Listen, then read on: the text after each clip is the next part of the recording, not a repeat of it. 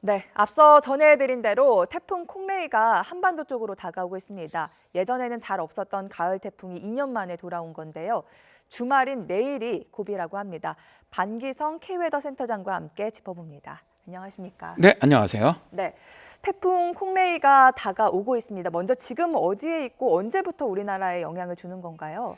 현재는 오키나와를 지났습니다. 오키나와 서북서쪽 한 220km 해상 정도에 위치하는 것으로 판단되고 있고요. 네. 이게 이제 제주도 바로 그 붙어서 동쪽으로 진행을 합니다. 진행을 해서 남해안 쪽까지 북상을 한 다음에 부산 앞바다 쪽으로 현재 빠져나가는 것으로 일단 기상청에서 예측을 하고 있는데 네. 이 태풍의 그 영향 반경이 지금 420km 정도 됩니다. 중형 태풍이에요. 네. 그렇다면 태풍의 직접적인 영향권 안에 들어가는 시간은 일단 제주도가 오늘 오후 5시 네. 정도가 될 것으로 보이고요. 그다음에 그 남해안 지역이 오늘 오후 9시, 그다음에 부산 정도가 자정 정도의 일단 직접적인 영향권에 네. 들어갈 것으로 예상을 하고 지금 있습니다. 저희 화면에는 태풍 콩레이가 가장 근접하는 시간이 나가고 있습니다.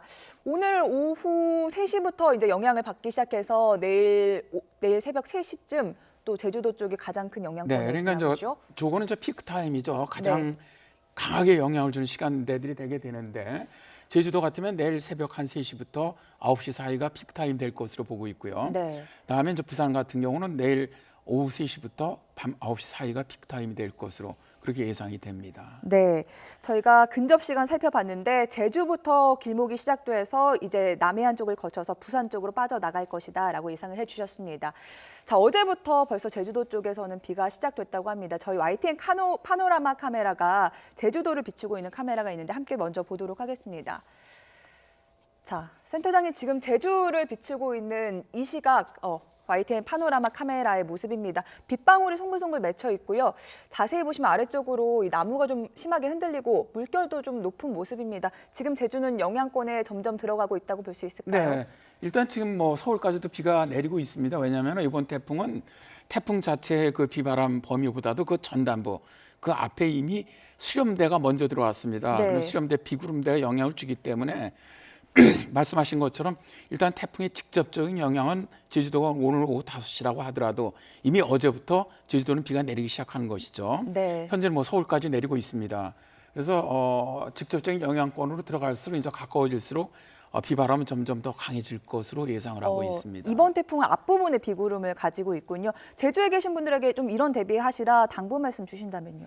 일단 아무래도 이번에 제주에 가장 근접해서 지나가기 때문에 2년 전이죠. 태풍 차바 때도 제주가 많은 피해를 입었거든요. 네. 이번에도 이제 가장 큰 피해를 입을 것으로 예상되는 데가 아무래도 제주가 들어갑니다.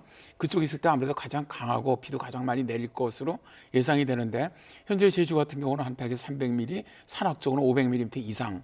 그다음에 바람도 거의 순간 최대 풍速 50m 정도까지 불지 않겠느냐 그렇게 예상을 하고 있습니다. 네, 이번에는 YTN 파노라마 카메라가 대전에 비추고 있는 카메라가 있는데 함께 보도록 하겠습니다. 뭐 직접적인 영향권에 들 거라고는 하지 않지만 여전히 빗방울이 맺힌 모습이거든요. 이번 태풍이 특징이 굉장히 비바람의 구름대가 크다고 해요. 그래서 뭐 직접적인 영향권이 아니더라도 비가 내릴 수 있다고 하죠. 네, 그렇습니다. 그러니까 좀 전에 말씀드린 것처럼 이미 태풍 전단부에 만들어진 수렴대에서 지금 전국이 다 비가 내리고 있습니다, 거의.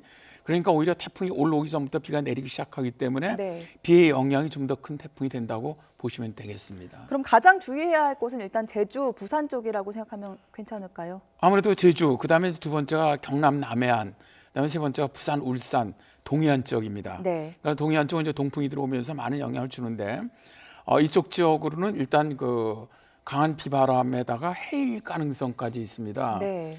태풍 해일 가능성까지 있기 때문에 해안 쪽으로는 좀 피해가 있지 않겠느냐. 사실 그 2010년 차바 때도 울산 쪽이 피해가 컸던 것이 그 만조 때였거든요. 그러다 보니까 비가 빠져나가지 못했습니다. 태화강 쪽에서. 그래서 분치에 있던 주차됐던 차들 다 둥둥 떠다니고 그런 모습 그랬죠. 봤는데요. 그러다 보니까 오히려 피해가 더 커졌는데 이번에도 그럴 가능성이 높다는 것이죠. 네, 태풍마다 특징이 있잖아요. 뭐 바람이 강한 태풍이 있고 비가 강한 태풍이 있는데 이번 태풍 콩레이의 특징은 뭘까요? 아무래도 다른 차바에 비해서는 좀 비가 좀 더 많은 태풍이 될 것으로 보고 있지만 그래도 그 태풍의 강도에 비해서는 바람도 강하게 불지 않겠느냐. 그렇게 예상을 하고 있습니다. 네, 어제 밤만 해도 태풍 강도가 강이었는데 새벽에 다시 나온 예보를 보니까 중으로 한 단계 내려갔습니다. 계속해서 뭐 우리나라로 접근하면서 약해질 가능성도 있나요? 네, 지금 원래 이 태풍 이 콩레이가 발생했던 해역에선 상당히 강했습니다. 근데 올라오다가 어떤 경로를 택했느냐면은 왜 지난주에 일본 들어갔던 짬이 있지 않습니까? 태풍. 네. 그쪽이 올라온 경로를 택해서 올라왔는데 짬이가 올라오다가 좀 멈췄습니다. 멈추다 보니까 밑에 있는 바닷물을 많이 끌어올려서 그쪽 수온이 많이 낮아졌어요. 네. 그러니까 그쪽 수온이 낮아진 데를 따라 올라오다 보니까 세력이 어제보다 약해진 것이죠. 거기다가 지금 우리나라 남해안 수온이 평년보다 약간 낮습니다.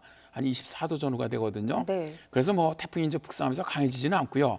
약간씩 점점 더 약해지면서 북상할 것으로 그렇게 예상을 하고 있습니다. 네, 보통 태풍 하면은 여름 태풍이 더 익숙한데 뭐 최근 몇 년 사이 이례적으로 좀 가을 태풍이 많아진 것 같습니다. 이유가 뭘까요? 지구 온난화로 저는 보고 있습니다. 이제 태풍은 아무래도 해수 온도가 높아야 더 많이 발생을 하고 또 강해지거든요. 근데 이제 최근 100년 동안 우리나라의 10월에 우리나라에 상륙한 태풍이 총 8개인데 네. 그중에 4개가 2013년 이후입니다. 어. 13년, 14년, 16년, 올해 18년까지 네. 4번이거든요. 이게 뭐냐면 최근에 들어올수록 10월 태풍이 많아졌다는 얘기는 원래 10월은 태풍이 올라오는 철이 아니거든요.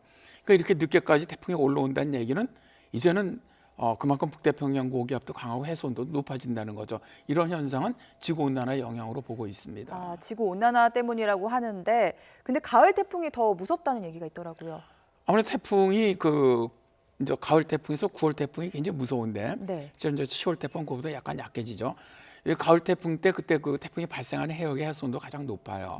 그러다 보니까 강하게 발달을 하고 그다음에 가을 태풍 이동 속도가 굉장히 빠릅니다. 네. 빠르다 보니까 약화되질 않아요. 북상을 하면서 그런 특성을 보이다 보니까 실제로 우리나라 같은 경우는 뭐 루사라든가 매미라든가 옛날에 그 태풍 사라라든가 가장 많은 피해를 줬던 태풍들이 다 가을 태풍들이죠. 네, 아까 2016년도 가을 태풍이었죠. 차바 얘기가 잠깐 나왔었는데 그때와 뭐 시기부터 해서 이동 경로가 상당히 비슷하다는 얘기가 나오고 있습니다.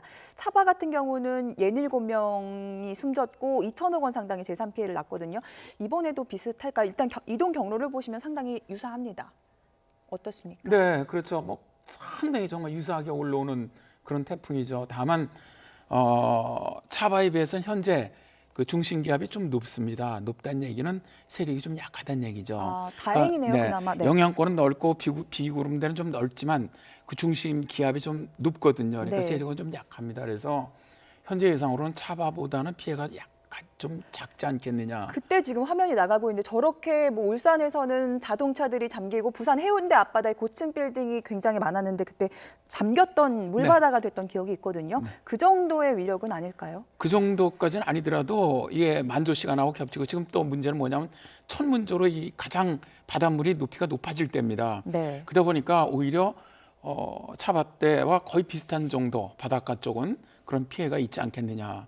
그래서 해안 저지대 사신 분들은 내일이 피크 타임이거든요. 네. 그러니까 좀 위험한 분들은 미리 좀 이 태풍 해일에 대비해서 대피하시는 것이 좋겠다는 생각을 합니다. 네, 일단 내일이 고비라고 하니까 대비를 단단히 하셔야겠습니다. 태풍 지나가고 난 뒤에 이번 주말 날씨도 궁금합니다. 점점 더 쌀쌀해질까요? 일단 토요일 내일이야 뭐 전국적으로 이제 비 오다가 중부지방부터 이제 점차 개이겠고요. 이제 일요일은 이제 서울을 보고 하면 수도권 맑은 날씨입니다. 맑은 날씨에 기온은 이제 어제 오늘보다는 많이 기온이 좀 떨어질 것으로 예상합니다. 약간 네. 좀 서늘한 그런 가을 날씨가 될 것으로 예상을 하고 있습니다. 네, 태풍이 지나가면 또 서늘해진다고 합니다. 태풍에 대한 대비 단단히 하셔야겠습니다. 반기성 K웨더 센터장이셨습니다. 고맙습니다. 네, 감사합니다.